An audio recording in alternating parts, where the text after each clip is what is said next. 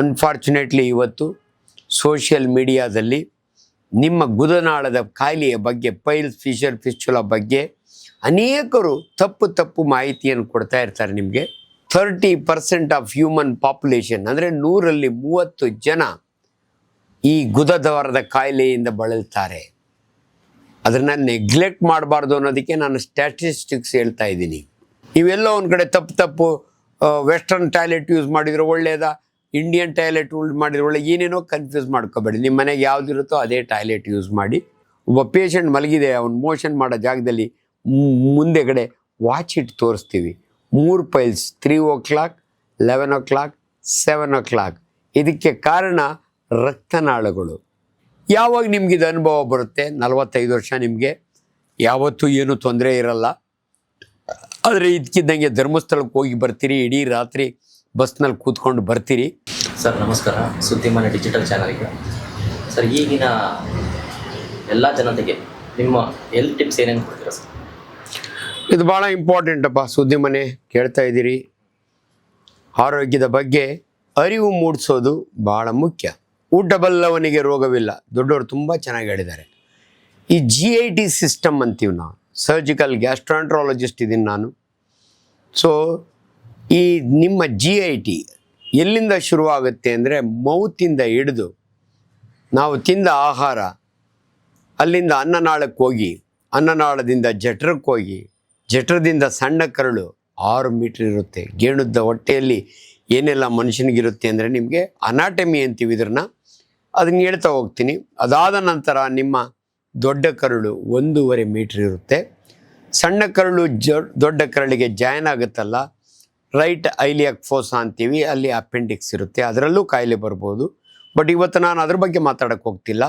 ದೊಡ್ಡ ಕರಳು 1.5 ಮೀಟ್ರು, ಕೊನೆಯ ಭಾಗ ಗುದದ್ವಾರ ಅಂತೀವಿ ನಾವು, ಏನಲ್ ಕೆನಾಲ್ 3.75 ಸೆಂಟಿಮೀಟ್ರ್, 1.5 ಇಂಚು. ತುಂಬ ಜನಕ್ಕೆ ಈ ಗುದದ್ವಾರದ ಕಾಯಿಲೆಗಳ ಬಗ್ಗೆ ಅರಿವು ಇಲ್ಲ. ಅಂದರೆ ಪೈಲ್ಸ್, ಫಿಸ್ಚುಲಾ, ಫಿಷರ್. ಸೊ ಒಬ್ಬ ಮನುಷ್ಯನಿಗೆ ಆರೋಗ್ಯ ಚೆನ್ನಾಗಿರಬೇಕಂದ್ರೆ ಊಟ ಚೆನ್ನಾಗಿರಬೇಕು, ನೀರು ಚೆನ್ನಾಗಿ ಕುಡಿಬೇಕು. ಸರಳವಾಗಿ ಹೇಳಬೇಕು ಅಂದರೆ ನಿಮ್ಮ ಆಹಾರ ಪದ್ಧತಿ, ನಿಮ್ಮ ವೇ ಆಫ್ ಲೈಫ್, ಡಿಸಿಪ್ಲೈನು, ಇವೆಲ್ಲ ಚೆನ್ನಾಗಿದ್ದರೆ ನಿಮಗೆ ಹೆಚ್ಚು ಕಾಯಿಲೆಗಳು ಬರಲ್ಲ. ಸೊ ಜನರಲಾಗಿ ಹೇಳಬೇಕು ಅಂದರೆ ಕೆಲವು ಕಾಯಿಲೆಗಳ ಬಗ್ಗೆ ಸ್ಪಷ್ಟ ಮಾಹಿತಿ ಕೊಡ್ತೀನಿ ಇವತ್ತು ನಿಮಗೆ. ಈ ಮೂಲವ್ಯಾಧಿ ಯಾಕೆ ಬರುತ್ತೆ, ಏನು ನಿಮ್ಮ ನೆಗ್ಲಿಜೆನ್ಸು, ಏನು ನಿಮ್ಮ ಅದರ ಬಗ್ಗೆ ಅರಿವು, ನಿಮ್ಮ ತಿಳುವಳಿಕೆ ಏನು. ಯಾಕಂದರೆ ನಿಮಗೆ ನಾನೊಬ್ಬ ಕ್ವಾಲಿಫೈಡ್ ಡಾಕ್ಟ್ರಾಗಿ ಹೇಳಿದಾಗೆ ನಿಮಗೆ ಶಂಕದಿಂದ ತೀರ್ಥ ಬಂದಾಗ. ಅನ್ಫಾರ್ಚುನೇಟ್ಲಿ ಇವತ್ತು ಸೋಷಿಯಲ್ ಮೀಡಿಯಾದಲ್ಲಿ ನಿಮ್ಮ ಗುದನಾಳದ ಕಾಯಿಲೆಯ ಬಗ್ಗೆ, ಪೈಲ್ಸ್, ಫಿಷರ್, ಫಿಸ್ಚುಲಾ ಬಗ್ಗೆ ಅನೇಕರು ತಪ್ಪು ಮಾಹಿತಿಯನ್ನು ಕೊಡ್ತಾ ಇರ್ತಾರೆ ನಿಮಗೆ. ಯಾಕೆ ಇವತ್ತು ನಿಮಗೆ ಈ ಟಾಪಿಕ್ ನಾನು ಸೆಲೆಕ್ಟ್ ಮಾಡಿಕೊಂಡೆ ಅಂದರೆ, 30% ಆಫ್ ಹ್ಯೂಮನ್ ಪಾಪ್ಯುಲೇಷನ್ ಅಂದರೆ 100ರಲ್ಲಿ 30 ಜನ ಈ ಗುದದ್ವಾರದ ಕಾಯಿಲೆಯಿಂದ ಬಳಲ್ತಾರೆ. ಅದನ್ನು ನೆಗ್ಲೆಕ್ಟ್ ಮಾಡಬಾರ್ದು ಅನ್ನೋದಕ್ಕೆ ನಾನು ಸ್ಟ್ಯಾಟಿಸ್ಟಿಕ್ಸ್ ಹೇಳ್ತಾ ಇದ್ದೀನಿ. ಇದಕ್ಕೆ ಯಾಕಂದರೆ ಮನುಷ್ಯ ಒಬ್ಬನೇ ಪ್ರಾಣಿ, 2 ಕಾಲನ್ನ ನಡೆಯೋಂಥ ಪ್ರಾಣಿ. ಇದಕ್ಕೆ ದೇವರಿಗೆ ನಾವು ಟ್ಯಾಕ್ಸ್ ಕಟ್ತೀವಿ. 2, ನಿಮ್ಮ ಕಾಲಿನಲ್ಲಿ ವ್ಯಾರಿಕೋಸ್ ವೇನ್ ಆಗುತ್ತೆ. ಅದೇ ರೀತಿ ನಿಮ್ಮ ಗುದನಾಳದಲ್ಲಿ ವ್ಯಾರಿಕೋಸ್ ವೇನ್ಸ್ ಇರುತ್ತೆ. ಆ ವ್ಯಾರಿಕೋಸ್ ವೇನ್ಸ್ನ ನನ್ನ ಭಾಷೆಯಲ್ಲಿ ಪೈಲ್ಸ್ ಅಥವಾ ಎಮರಾಯ್ಡ್ಸ್ ಅಂತೀವಿ. ನಿಮಗೆ ಅದ್ರ ಬಗ್ಗೆ ತಪ್ಪು ಮಾಹಿತಿ ಕೊಡ್ತಾರೆ. ಗರಿಕೆ ಉಳ್ಕೊಂಡ್ರೆ ಕಿತ್ತಾಕ್ಬಿಡ್ತೀನಿ ಅಂತಾರೆ. ನಿಮ್ಗೆ ಎಕ್ಸೆಸ್ ಆಫ್ ಹೀಟ್ ಆಗಿಬಿಟ್ರೆ ಅಲ್ಲಿ ಬಂದ್ಬಿಡುತ್ತೆ ಅಂತಾರೆ. ಆ ಸೊಪ್ಪು ಈ ಸೊಪ್ಪು ತಿಂದರೆ ಉದುರೋಗುತ್ತೆ ಅಂತಾರೆ. ದಯವಿಟ್ಟು ಅವೈಜ್ಞಾನಿಕವಾಗಿ ಮಾತನಾಡುವವರ ಮಾತಿಗೆ ಗೌರವ ಕೊಡಬೇಡಿ. ಈಗ ನಾನು ಆ ಪೈಲ್ಸ್ ಬಗ್ಗೆ 4 ವಿಚಾರಗಳು ನಿಮ್ಗೆ ಹೇಳ್ತೀನಿ. ತುಂಬ ಜನ ನನಗೆ ಕೇಳೋದು, ಯಾಕೆ ಡಾಕ್ಟ್ರೆ ನನಗೆ ಮೋಷನ್ ಮಾಡೋ ಜಾಗದಲ್ಲಿ ಬ್ಲಡ್ ಬಂತು, ಎಕ್ಸೆಸ್ ಆಫ್ ಹೀಟ್ ಆಯಿತಾ ಡಾಕ್ಟ್ರೆ, ನನಗೇನಾದರೂ ಮಳೆ ರೋಗ ಬಂದಿದೆಯಾ, ಇದಕ್ಕೆ ಬರೋಕ್ಕೆ ಕಾರಣವೇನು? ಮೊದಲನೆಯ ಕಾರಣ, ನಿಮಗೆ ಪೈಲ್ಸ್ ಅಂದರೆ ಎಮರಾಯ್ಡ್ಸ್ ಬರಬೇಕಾದ್ರೆ ಇಲ್ಲ ನಿಮ್ಮ ತಾತ ಮುತ್ತಾತರಿಗೆ ಇರಬೇಕು. ಅಂದರೆ ಫೆಮಿಲಿಯಲ್ ಕಾಸ್ ಅಂತೀವಿ ನಾವು. ಅದಕ್ಕಿಂತ ಬಹಳ ಮುಖ್ಯವಾಗಿ ನಿಮ್ಮ ಆಹಾರದ ಅವ್ಯವಸ್ಥೆ. ಯಾರು ಹೆಚ್ಚಿಗೆ ಫೈಬರ್ ತಿನ್ನೋದಿಲ್ವಲ್ಲ. ಫೈಬರ್ ಅಂದರೆ ಏನು ಡಾಕ್ಟ್ರೆ? ನೋಡಿ, ತುಂಬ ಜನಕ್ಕೆ ಒಂದು ತಪ್ಪು ಕಲ್ಪನೆ ಇದೆ. ಚೆನ್ನಾಗಿ ಜೀರ್ಣ ಆದರೆ ಚೆನ್ನಾಗಿ ಮೋಷನ್ ಆಗುತ್ತೆ ಅಂತ ಇಲ್ಲ. ಇದು ನಿಮ್ಮ ತಪ್ಪು ಭಾವನೆ. ನೀವು ತಿನ್ನುವ ಆಹಾರದಲ್ಲಿ ಫೈಬರ್ ಇರಬೇಕು. ಫೈಬರ್ ಅಂದರೆ ನಿಮ್ಮ ಜಠರ ಅದನ್ನು ಕರಗಿಸ್ಕೊಳ್ಳೋಕ್ಕಾಗಲಿಲ್ಲ, ಆಗಲ್ಲ, ಅದು ಹಂಗೆ ಪಾಸ್ ಆಗುತ್ತೆ. ನಿಮಗೆ ಕರುಳಿನಲ್ಲಿ ಬಂದಾಗೆ ಅಲ್ಲಿನ ನಿಮ್ಮ ಕರುಳಿನಲ್ಲಿ ಗುಡ್ ಬ್ಯಾಕ್ಟೀರಿಯಾ ಇರ್ತವೆ, ಅದು ಇದ್ರ ಮೇಲೆ ಆ್ಯಕ್ಟ್ ಮಾಡುತ್ತೆ. ನೀವು ಮೋಷನ್ ಮಾಡಬೇಕಾದ್ರೆ ನೋಡಿ ಎಷ್ಟು ಸರಳವಾಗಿ ನಿಮ್ಗೆ ಹೇಳ್ತೀನಿ ಅಂದರೆ, ಯುರೋಪಿಯನ್ಸ್ಗೆ ಪೈಲ್ಸ್ ಜಾಸ್ತಿ, ಇಂಡಿಯನ್ಸ್ಗೆ ಕಡಿಮೆ. ಯಾಕೆ ಗೊತ್ತಾ? ಇಂಡಿಯನ್ ಫುಡ್ನಲ್ಲಿ ಫೈಬರ್ ಜಾಸ್ತಿ ಇರುತ್ತೆ. ರಾಗಿ ಮುದ್ದೆ, ಸೊಪ್ಪಿನ ಸಾರು, ಕಾಳು ಕಡಿಗಳು ತಿನ್ನೋದ್ರಿಂದ ಮನುಷ್ಯನಿಗೆ ಮೋಷನ್ ಸಲೀಸಾಗುತ್ತೆ, ಮಲಬದ್ಧತೆ ಆಗಲ್ಲ. ಯುರೋಪಿಯನ್ಸ್ಗೆ ಕಾನ್ಸ್ಟಿಪೇಷನ್, ಮಲಬದ್ಧತೆ ಯಾಕೆ ಜಾಸ್ತಿ ಅಂದರೆ ಜಂಕ್ ಫುಡ್ ತಿಂತಾರೆ, ಅವರಿಗೆ ಮೋಷನ್ ಈಚೆಗೆ ಬರೋದಿಲ್ಲ, ತಿಣುಕ್ತಾರೆ, ಅದರಿಂದ ಪೈಲ್ಸ್ ಬರುತ್ತೆ. ಸೊ ನಿಮಗೊಂದು ಸ್ಪಷ್ಟ ಮಾಹಿತಿ ಕೊಟ್ಟೆ. ಈಗ ನೀವು ಯಾರು ಸರಿಯಾಗಿ ಮೋಷನ್ ಮಾಡಲ್ಲ, ಸುಮ್ಮನೆ ಹೋಗಿ ತಿಣುಕ್ತಿರಲ್ಲ, ಅವ ನಿಮಗೆ ಪೈಲ್ಸ್ ಬರುತ್ತೆ. ಸ್ಟ್ರೈನಿಂಗ್ ಆನ್ ಸ್ಟೂಲ್ಸ್ ಅಂತೀವಿ ನಾವು. ಇದು ಭಾಳ ಇಂಪಾರ್ಟೆಂಟು.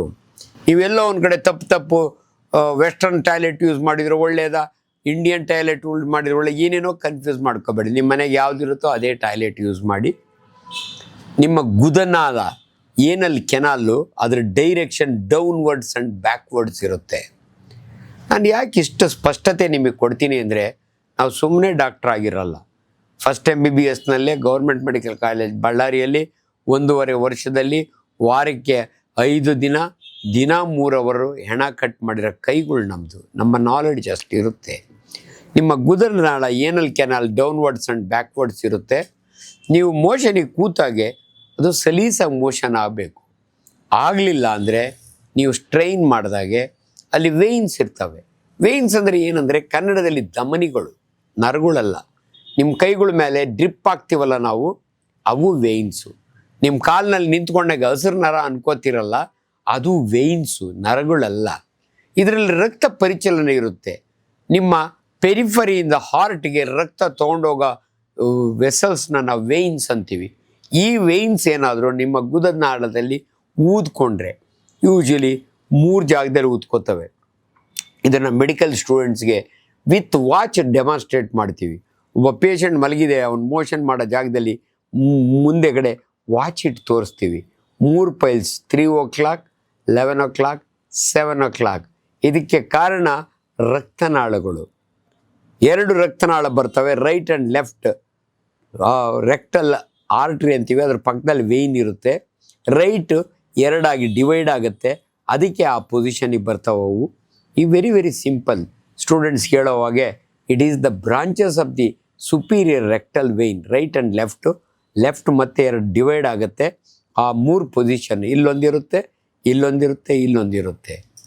ಸೊ ನಾನು ಮೆಡಿಕಲ್ ಕಾಲೇಜಿನಲ್ಲಿ ಪಾಠ ಮಾಡೋ ರೀತಿಯಲ್ಲಿ ನಿಮಗೆ ತಿಳಿಸ್ತಾ ಇದ್ದೀನಿ, ಆದರೆ ಈಸಿ ಮಾಡಿ ಹೇಳ್ತಾ ಇದ್ದೀನಿ. ಸೊ ನಿಮ್ಮ ಗುದನಾಳದಲ್ಲಿ ಯಾವಾಗ ನಿಮ್ಗೆ ಇದು ಅನುಭವ ಬರುತ್ತೆ, 45 ವರ್ಷ ನಿಮಗೆ ಯಾವತ್ತೂ ಏನೂ ತೊಂದರೆ ಇರಲ್ಲ.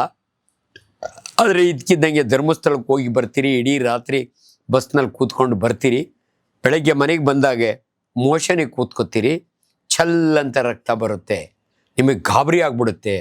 ಅವಾಗ ಏನು ಅನಿಸುತ್ತೆ, ನಾನು ಇಷ್ಟೊತ್ತು ಟ್ರಾವೆಲ್ ಮಾಡಿ ಬಂದಿದ್ದೀನಲ್ಲ, ಎಕ್ಸಸ್ ಆಫ್ ಹೀಟು, ನಾನು ನೀರು ಸರಿಯಾಗಿ ಕುಡ್ದಿರಲ್ಲ, ಅದಕ್ಕೆ ಬ್ಲಡ್ ಬಂದಿರ್ಬೋದು ಅಂತ. ಇದನ್ನು ನಾವು ನಮ್ಮ ಭಾಷೆಯಲ್ಲಿ ಫಸ್ಟ್ ಡಿಗ್ರಿ ಪೈಲ್ಸ್ ಅಂತೀವಿ.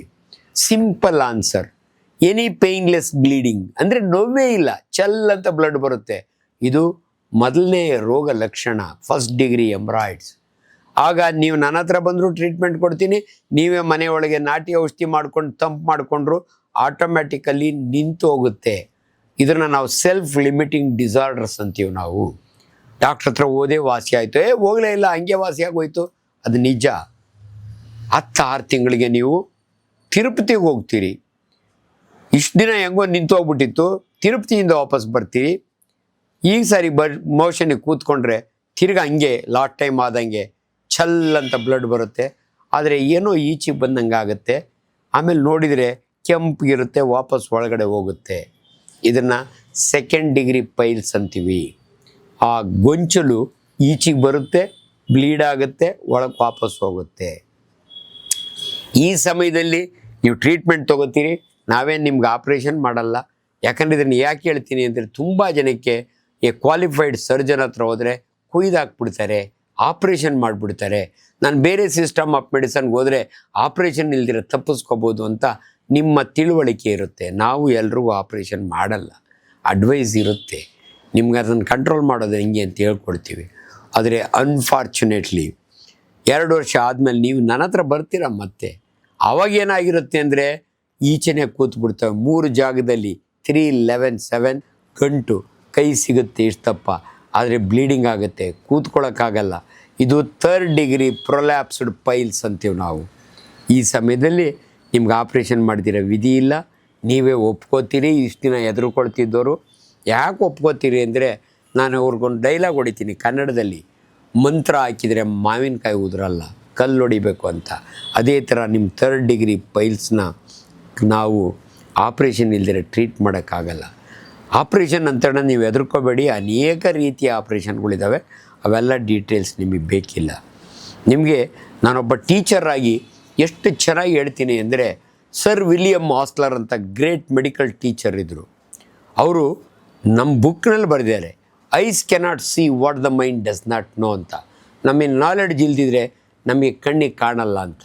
ನನಗೆ ಎಂಥ ನಾಲೆಡ್ಜ್ ಇದೆ ಅಂದರೆ, ಆಸ್ ಎ ಟೀಚರ್ ನಾನು ನನ್ನ ವೈಫ್ ಜೊತೆಲಿ ಕಾರ್ನಾಗ ಹೋಗೋವಾಗೆ ಮುಂದೆ ಒಬ್ಬ ಸ್ಕೂಟ್ರಾಗ ಓದ್ತಾ ಇರ್ತಾನೆ. ಅವನಿಗೆ ನೋಡೋಕ್ಕೆ ಹೇಳ್ತೀನಿ, ಆ ಸ್ಕೂಟ್ರನ್ನ ನೋಡೋದು. ಅವ್ರು ನೋಡ್ತಾರೆ, ಅವ್ರಿಗೆ ಗೊತ್ತಾಗಲ್ಲ, ಯಾಕಂದರೆ ಅವ್ರಿಗೆ ನಾಲೆಡ್ಜ್ ಇಲ್ಲ, ಅವರು ಡಾಕ್ಟ್ರಲ್ಲ. ಆದರೆ ನಾನು ಆಮೇಲೆ ಹೇಳ್ತೀನಿ, ನೋಡಮ್ಮ ಅವನು ಒಂದು ಕುಂಡಿ ಒಳಗೆ ಸ್ಕೂಟ್ರ್ ಓಡಿಸ್ತಾ ಇದ್ದಾನೆ, ಯಾಕಂದರೆ ಫುಲ್ ಕೂತ್ಕೊಳ್ಳೋಕ್ಕಾಗಲ್ಲ. ಇವನಿಗೆ 3rd ಡಿಗ್ರಿ ಪೈಲ್ಸ್ ಇದೆ, ಅದು ನನ್ನ ನಾಲೆಡ್ಜು. ಯಾರು ಒಂದು ಕುಂಡಿ ಒಳಗೆ ಕೂತ್ಕೋತಾರಲ್ಲ ಅವನಿಗೆ 3rd ಡಿಗ್ರಿ ಪೈಲ್ಸ್. ಇದನ್ನೇ sir William Osler the great teacher said, eyes cannot see what the mind does not know. ಇಷ್ಟು ಸರಳ ರೀ ನಿಮ್ಮ ಪೈಲ್ಸ್ನ ಕಂಡುಹಿಡಿಯೋದು. ಆದ್ದರಿಂದ ದಯವಿಟ್ಟು ನಿಮ್ಮ ಆರೋಗ್ಯ ಚೆನ್ನಾಗಿರಬೇಕಾದ್ರೆ ಲೋಹಿತ್ ಕೇಳಿದ ಪ್ರಶ್ನೆ, ಆರೋಗ್ಯದ ಬಗ್ಗೆ ಏನು ಇನ್ಸ್ಟ್ರಕ್ಷನ್ ಕೊಡ್ತೀನಿ ಅಂದಾಗೆ, ಜನರಲಿ ದಯವಿಟ್ಟು ಸರಿಯಾಗಿ ಊಟ ಮಾಡಿ, ಚೆನ್ನಾಗಿ ನೀರು ಕುಡೀರಿ. ಅದರೊಳಗೂ ಬೇಸಿಗೆಯ ಕಾಲ. ಈಗ ಬೇಸಿಗೆಯ ಕಾಲದಲ್ಲಿ ನಿಮಗೆ ಡಿಹೈಡ್ರೇಷನ್ ಆಗುತ್ತೆ. ಬಿಸಿಲಿನಲ್ಲಿ ಹೋಗಬೇಡಿ, ಮಕ್ಕಳನ್ನ ಕಳಿಸ್ಬೇಡಿ. ಆದ್ದರಿಂದ ಚೆನ್ನಾಗಿ ನೀರು ಕುಡೀರಿ.